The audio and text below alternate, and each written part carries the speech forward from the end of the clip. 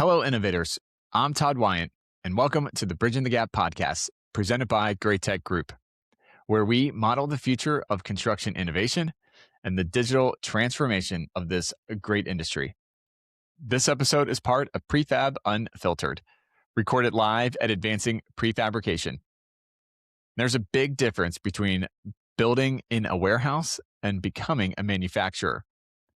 A lot of companies say they are doing modular construction or prefabrication, but very few have truly transitioned into serialized manufacturing, where repeatability, guardrails, and product discipline drive scale.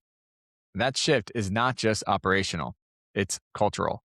It changes how you design, how you buy, how you sell, and even how you say no. That is exactly what we are unpacking today. Today, I'm joined by Jon Benson. Jon has spent more than 2 decades in the modular and prefab space, helping drive the transition from offsite construction to true industrialized manufacturing. With a background rooted in OEM and manufacturing environments, he brings a product mindset into an industry that traditionally operates project by project. This is a strategic conversation about mindset, discipline, and what it really takes for prefabrication to mature. Let's get into it. Welcome to the Bridging the Gap podcast, presented by Great Tech Group. We are recording live at Advancing Prefab here in Dallas, and excited to welcome Jon to the hot seat for this episode. So, Jon, thank you for having me. For taking the time. No problem. Yeah, so I like to get your origin story. Just start out the gate. How'd you get into the industry? That's a really interesting question. No, my history in the overall construction building industry started from the beginning. I actually worked for an OEM and got involved in the construction side of that, and then about 20 years ago became part of the modular company that I'm with now, and to just sustain that for a long period of time and grown up with this modular prefab business. So kind of at the leading edge, or at the tip of the spear, if you will, of what's going on in the world of modular and prefab. Yeah, that's awesome. How have you seen the evolution of modular in that 20 years?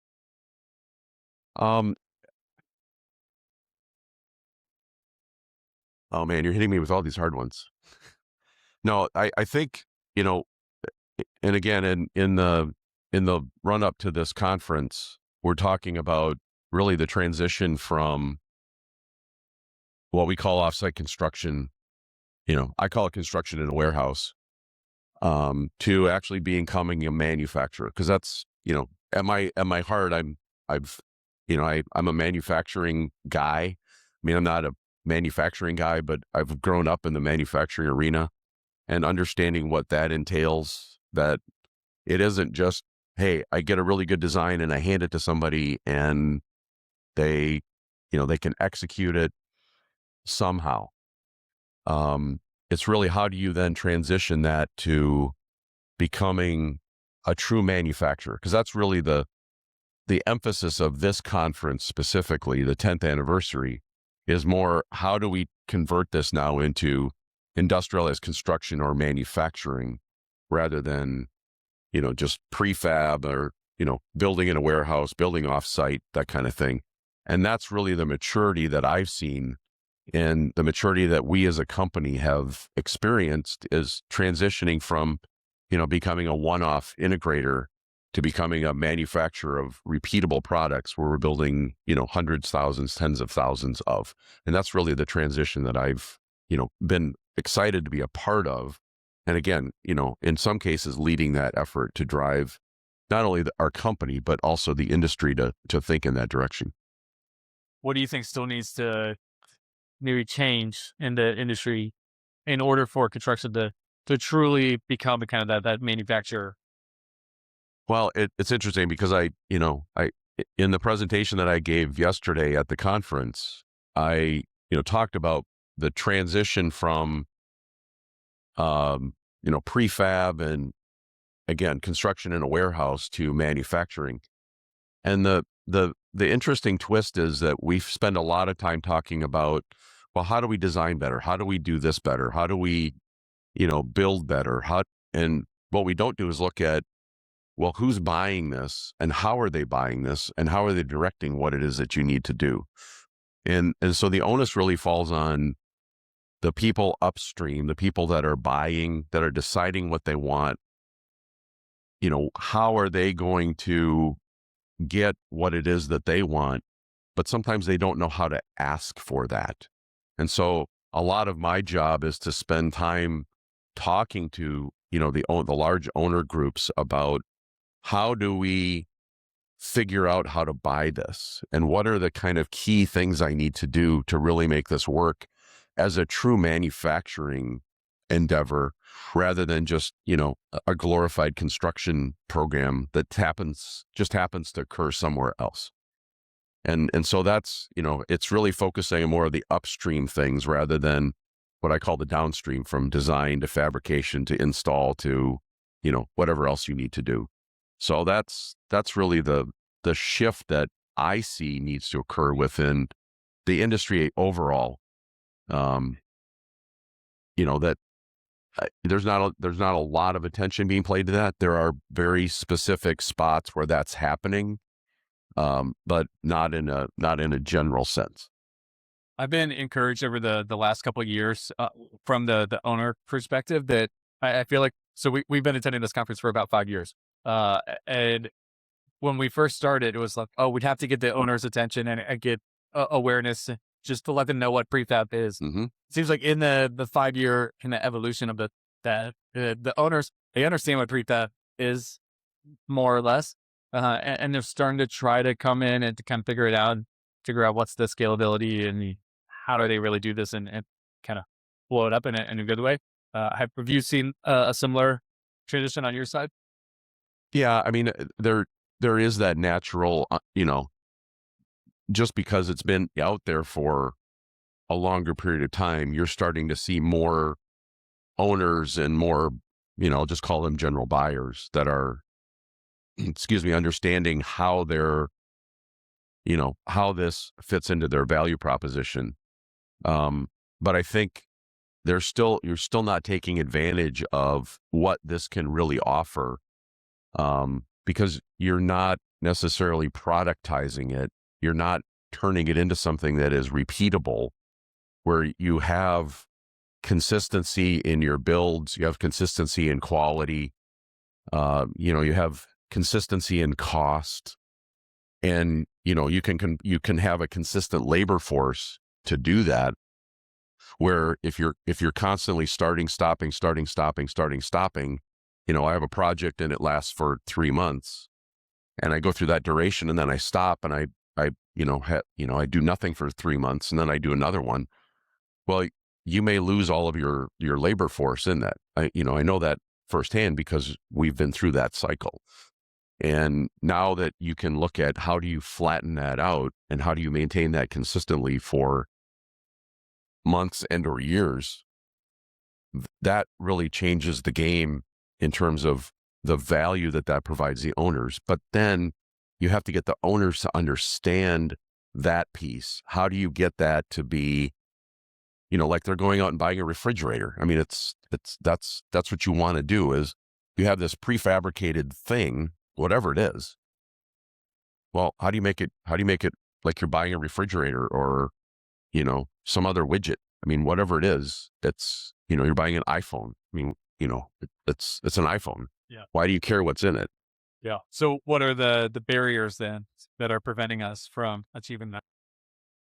Well, I think the biggest barrier is that there's always someone that will undermine that. There's always someone that will say yes to something that you really should be saying no to. And that's what I stressed in my discussion last night was sometimes it's okay to say no.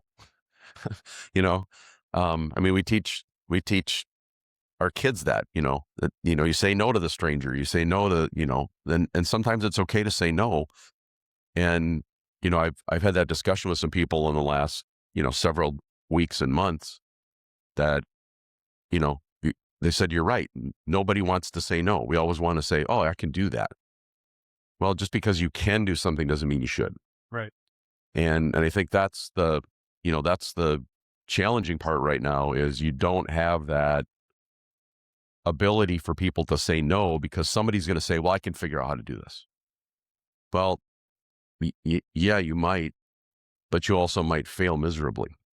And then you've not only damaged yourself, but now you've damaged the whole idea of prefab or modular or, that whole concept, because I've seen that in the data center space where, a large technology company would say, oh, well, we tried that and it failed. Well, yeah, but did it fail because it's not the right concept, or did it fail because you didn't do it right?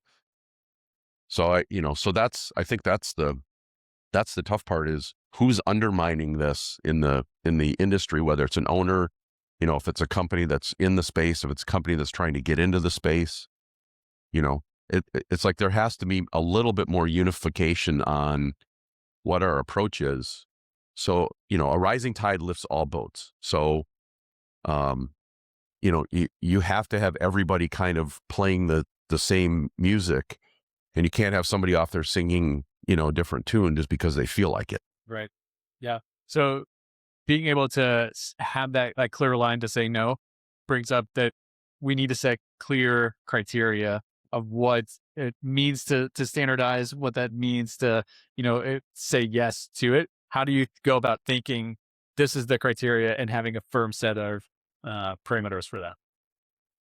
Well, I think, and I guess it depends on what you consider to be the criteria that you're looking at. And I think where the industry has tended to focus in that is, again, very much on a product thing. It's like, okay, well, what pieces can I build that maybe I can replicate or then take and combine to get something bigger? And it isn't always just that. It's more, okay, how do you actually have the mindset to do that, rather than saying, well, I can go design something and I've got the tools to do that, and I can come up with this great product. And you know what happens?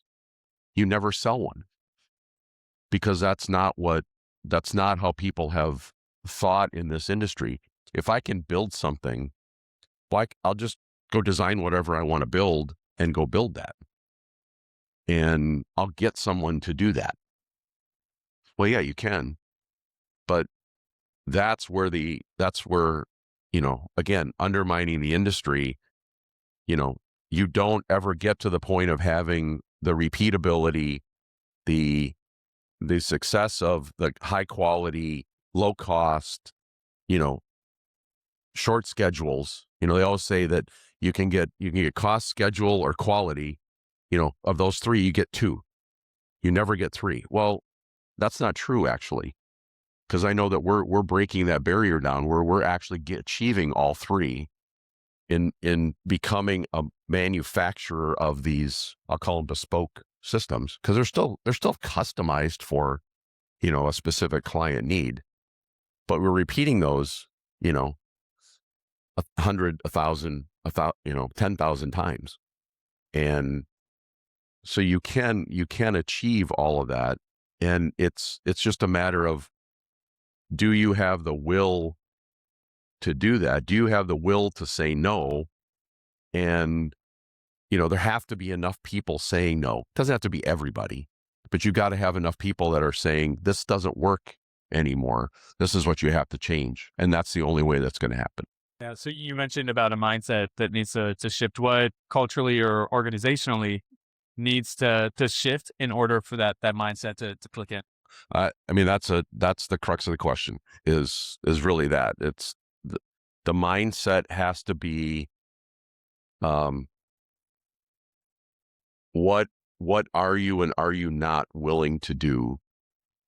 And then how are you going to go about doing that? And again, coming from a manufacturing background, manufacturing tends to be a lot more process driven. There's a lot more standards. There's a lot more, guardrails, if you will, in terms of what the business will allow people to do and not do. In construction, as an architect or an engineer, I can draw whatever I want on a piece of paper, and somebody's going to go out and build that somewhere. Okay. In a manufacturing environment, you can't do all of those things. If you're just building one of something, you don't need the guardrails. If you're building 10 of something, you might need some wide guardrails.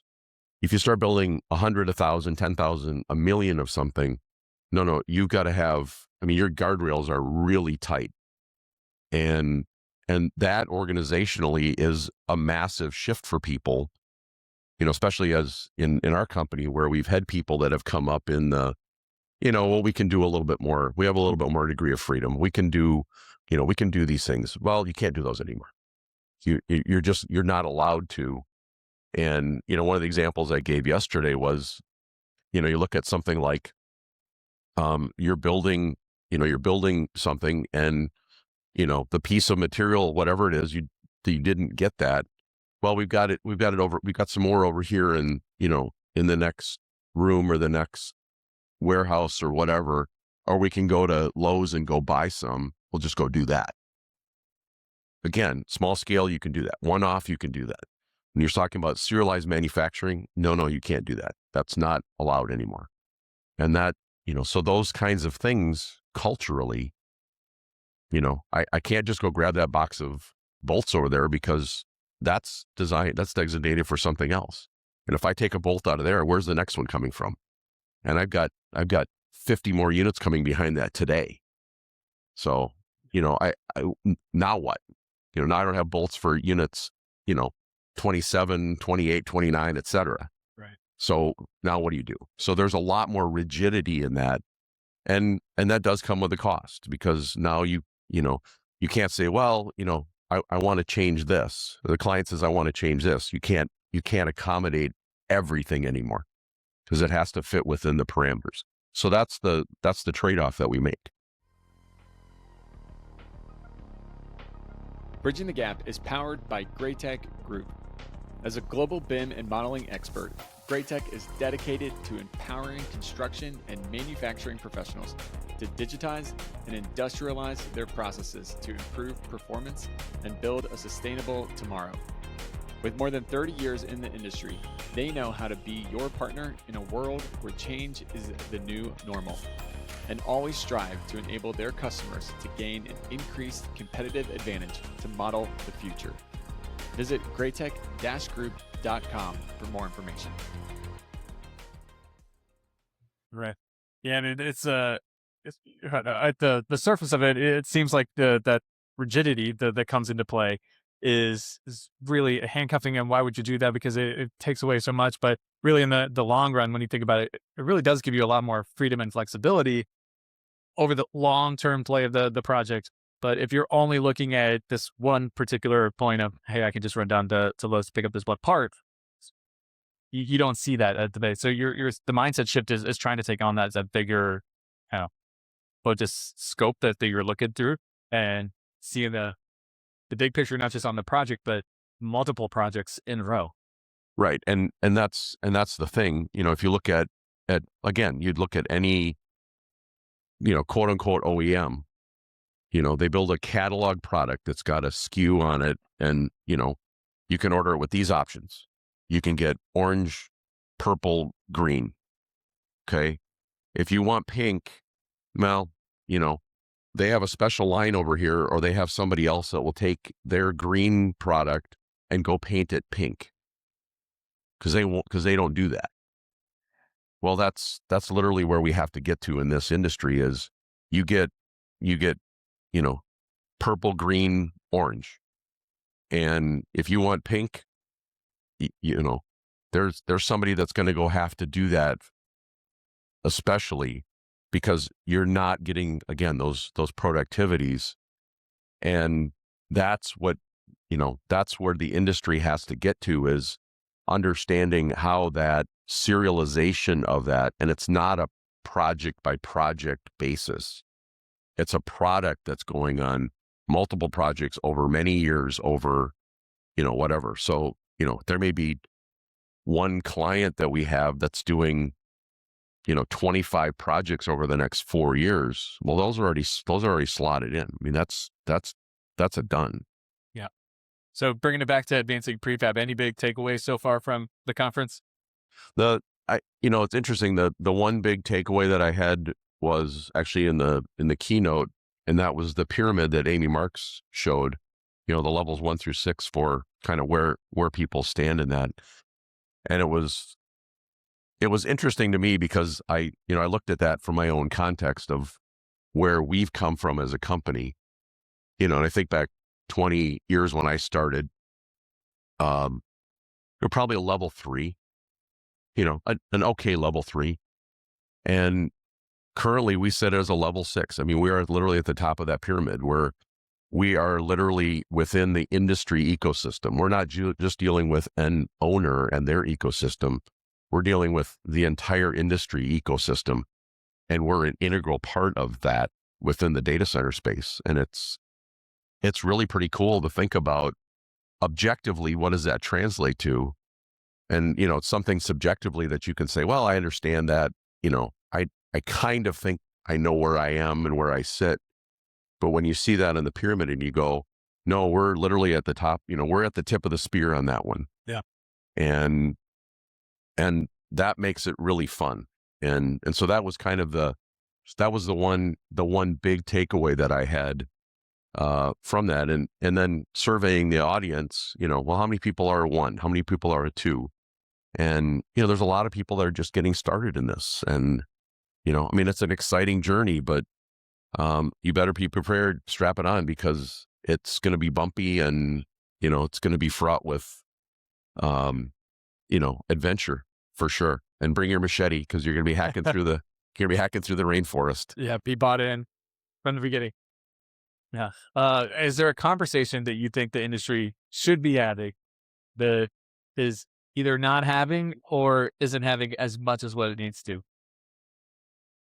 Yeah, I think it goes back to my, one of my earlier comments, that we really have to start focusing on who's buying and what are they buying and how are they buying, even before we start talking about what it is that you're going to build. And don't start imagining something that you're just going to magically build because, you think that somebody might want that, without really understanding who's going to buy it, how are they going to buy it, when are they going to buy it, how frequently are they going to buy it. And, a lot of those conversations, because, I've talked around the expo where we're sitting and talked to a lot of, the suppliers that are here, and they're like, yeah, the problem I have is, I don't have any consistency in what I'm building. Well, if that's true for you as an OEM, what's happening to everybody else? As the fabricators and the integrators. I mean, you're just escalating that conversation. So there has to be that more certainty of what we're doing, what we're building, why we're building it, within the industry, rather than somebody saying, oh, well, you just want this. I can go do, I can go build you a couple of those in, next week. That's fine, but that's never going to take you past a level 1 or maybe a level 2 in the whole ecosphere of this, prefabrication modular environment. And that's really where the conversation needs to go. I think that pyramid is really going to be a major talking point for conferences to come, about where do you stack in that pyramid, and how do you move to the next level, or how do you jump 2 levels or 3 levels or 5 levels? Because that's literally what you're going to have to look at. And, if you're satisfied sticking at a 1, great, be a 1. Right. Yeah. It's a good benchmark to It's an excellent benchmark. Yeah. So as we start to wrap up, a couple rapid fire questions for you. What is the phrase modeling the future? What does that mean and look like to you? Modeling the future. Oh man. Now you're really going to make me think. No, I think it's, the hard part is that there's so many things that are unknown right now. And I even look at just, because we do a lot in the data center space.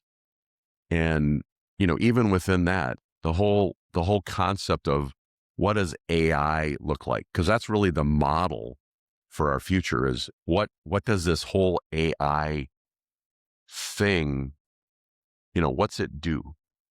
And, I look at, I can take back to, to a slice of something that one of my people said to me recently, which is, we talk about, AI and robotics and all of these things that are going to replace human functions. And, in our case, we use a lot of automation in our manufacturing. And, our leads for production, our production managers say, great, well, that machine, whatever it is replacing a function. It's not replacing a body. Because even if I have a device that can do some function 27 times faster than a human being can do it, I still need to have somebody managing that machine. I still have to somebody feeding that machine. And so I probably still need the same number of people. They're just different people.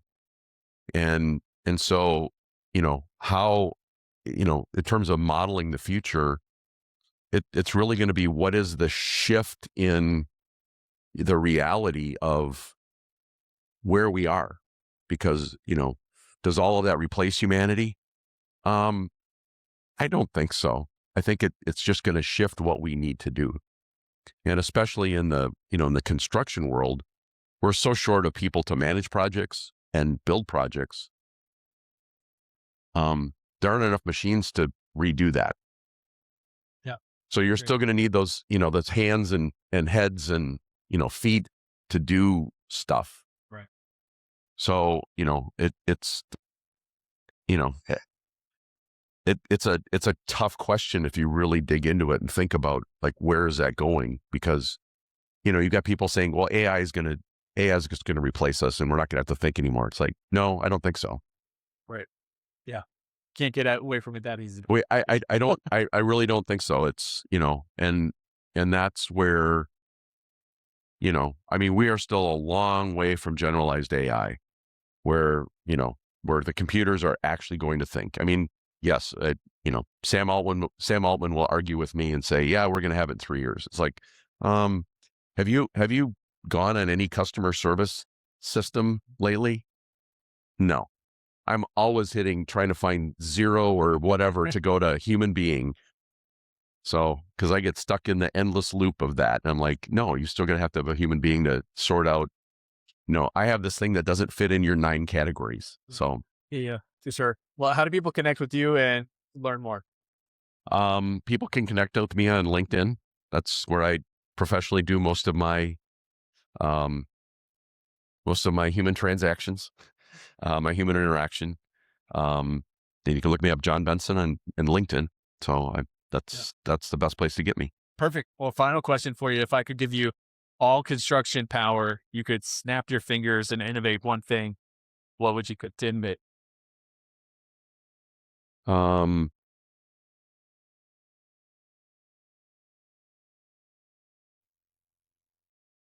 A Viking ship to sail the fjords in Norway. How about that? Ooh, that's a good one. That's an original answer too. That's awesome. I love it. Why that? I have to know.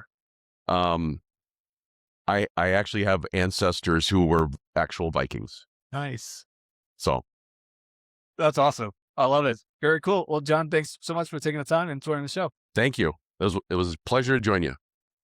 And now it's time for my Todd takes from this episode. First take.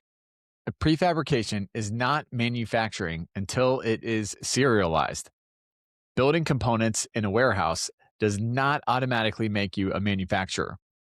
True manufacturing requires serialization, repeatability, and guardrails.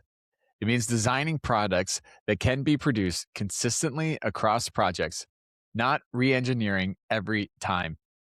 When prefab shifts from project-based customization to product-based discipline, scale becomes possible. Industrialized construction demands product thinking. Second take. Productization requires saying no. One of the strongest insights from this conversation is that maturity means restraint. If every client request forces customization, standardization disappears. Manufacturing only works when boundaries exist. Guardrails protect repeatability. Repeatability protects margin, schedule, and quality. Strategic growth in prefabrication is not about saying yes to everything. It's about protecting the system. And finally, buyers matter as much as builders. Scaling modular construction is not only about operations, it's also about understanding who is buying and how procurement decisions are made. If owners and contractors do not align around productized solutions, prefab stays stuck in one-off project mode. When buyers understand the value of standardized systems, adoption accelerates. Manufacturing maturity requires market maturity. Thanks for listening to this episode. If you are interested in learning more, you can visit our sponsor, Great Tech Group, at greattech.com.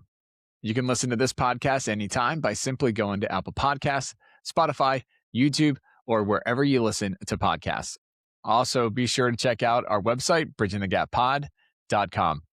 As always, I'm Todd Weyandt, thanking you for joining the conversation to model the future on the Bridging the Gap podcast. Keep innovating.